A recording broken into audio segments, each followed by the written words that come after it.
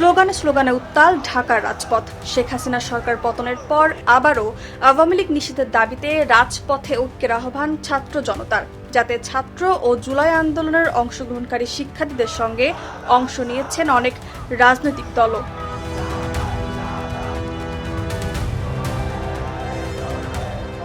বৃহস্পতিবার রাত থেকে প্রধান উপদেষ্টার বাসভবন যমুনার সামনে জড়ো হয়ে আওয়ামী লীগ নিষেধের দাবিতে বিক্ষোভ করছেন তারা। এবার সে দাবির বিষয়ে মুখ খুলল অন্তর্বর্তী সরকার।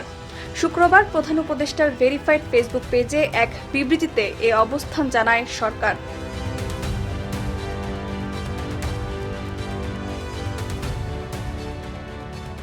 বিবৃতিতে বলা হয়, সম্প্রতি বিভিন্ন রাজনৈতিক দল, সংগঠন ও জনগণের পক্ষ থেকে স্বৈরশাসন ও সন্ত্রাসী কার্যক্রমের অভিযোগে আওয়ামী লীগ নিষিদ্ধ করার যে দাবি উঠেছে তা সরকার গুরুত্বের সঙ্গে বিবেচনা করছে।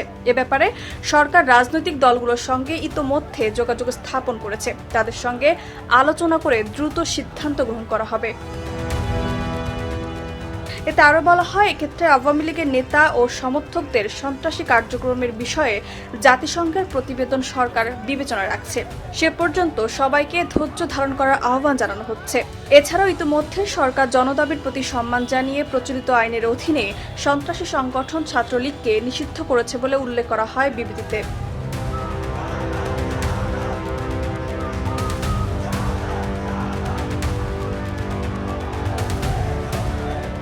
সরকারের পক্ষ থেকে মানবতাবিরোধী অপরাধের সঙ্গে জড়িত সংগঠনের বিরুদ্ধে ব্যবস্থা গ্রহণের জন্য আন্তর্জাতিক অপরাধ ট্রাইব্যুনাল আইনে প্রয়োজনীয় সংশোধনী আনার উদ্যোগ নেওয়া হয়েছে উল্লেখ করে ফ্যাসিবাদী সরকারের সাবেক রাষ্ট্রপতি ও হত্যা মামলার আসামি আব্দুল হামিদের বিদেশ গমনের সঙ্গে জড়িত সবার বিরুদ্ধে উপযুক্ত আইনগত ব্যবস্থা নিতে সরকার বদ্ধপরিকর রয়েছে বলেও উল্লেখ করা হয় বিবৃতিতে।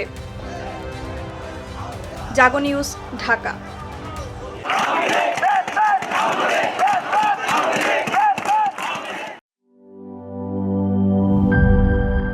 বান্ডেল থাকলে প্রতি সেনমানিতে টাকা বাঁচবে।